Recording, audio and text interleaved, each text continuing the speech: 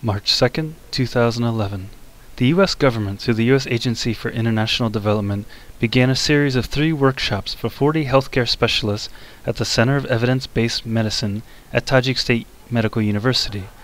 The workshop participants will develop methods to detect, prevent, and treat tuberculosis, HIV, and other diseases. These workshops are part of the USAID Quality Healthcare Project and were developed at the request of the Ministry of Health.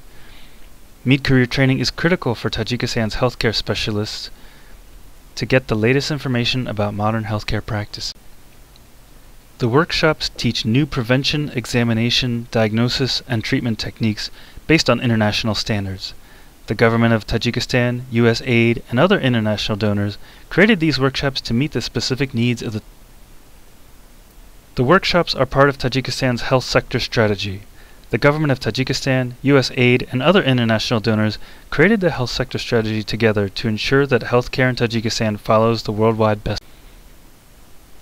These workshops are part of the many assistance projects supported by the American people through the United States Agency for International Development. Since 1992, the American people through the United States Embassy in Dushanbe have provided approximately $900 million in programs that support Tajikistan's democratic institutions, healthcare, education,